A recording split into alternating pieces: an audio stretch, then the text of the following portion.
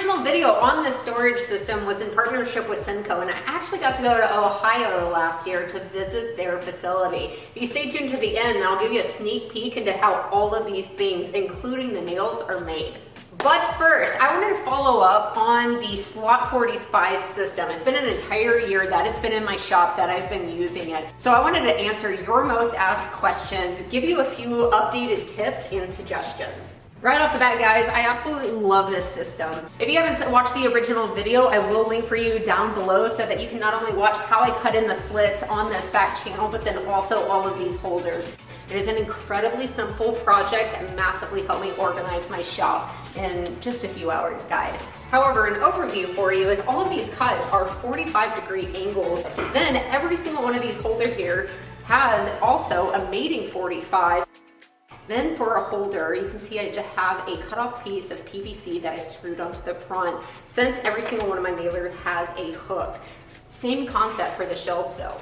Now I went with a giant piece of 4x8 since my entire wall panel is made from 4x8s, and I chose to use the table saw. A lot of you suggested, why not use the track saw? Absolutely you can. I did try it. It is a little bit slower, but the trade-off is you don't have to manhandle an entire sheet at the table saw. However, if you're gonna go with the smaller piece, I don't think there's any beating the table saw for making these. Going back to the point of talking about speed on making all of these cuts. Now, I love the flexibility that going with a small increment, like 1 inch is what I did here, gives me. However, it was very time consuming, 1 inch at a time.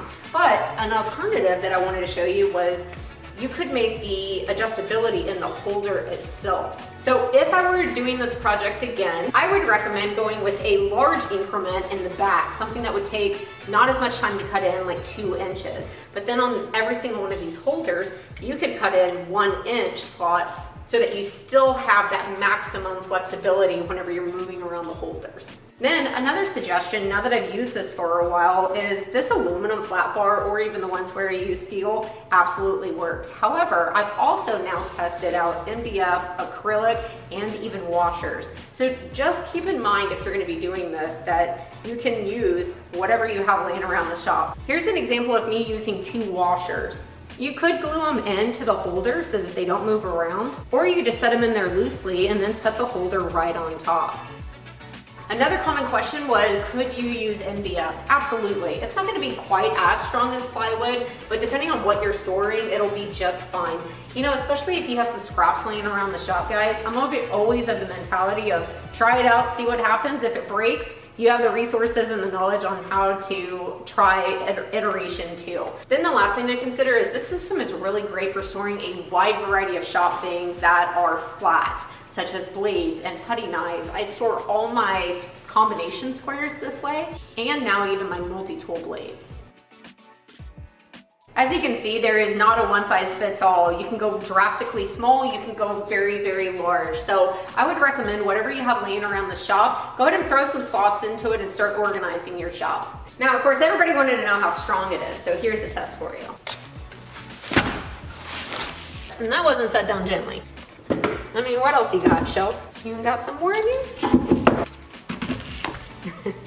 So I don't know how much total that is. Well, that's pretty good. I'm gonna try to sit on it. Weigh 130. Oh, can I even sit up here with that?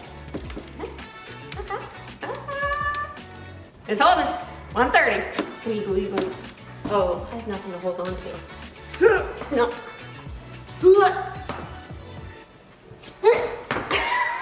All right, I can't get up there, guys, but I tried to do my April test, standing on it. All right, now let's jump into me going to Ohio, and I got to do a full facility tour at Senco. I got to see how these nailers were made. I got to make a pneumatic nailer. So let's jump into the footage, and I hope that you enjoy getting a sneak peek into Senco's facility. So I'm in Cincinnati getting to see how all of the nails and staples are made here at Senco. These spools of wire, this is how it all starts, and they will go through this in roughly 2 weeks' time. That's amazing to me. Let's go inside and see how this gets transformed. Now we're inside the facility, and we're gonna get to walk through the process from when the material the rod comes in to how it actually gets turned into a nail or staple.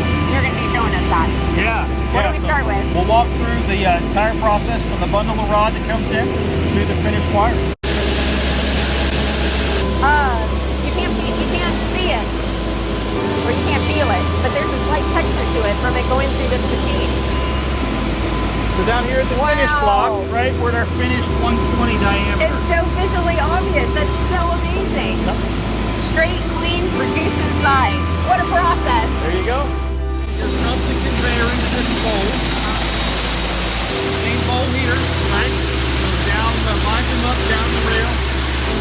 See the collator lines and nails up. The copper class road wire come in. This welding pallet to the winder. Takes them, put them in the coil. The operator over there. Back to the box. Very cool. So this is going to be our paper tape printed. Through the bowl, line up the nails,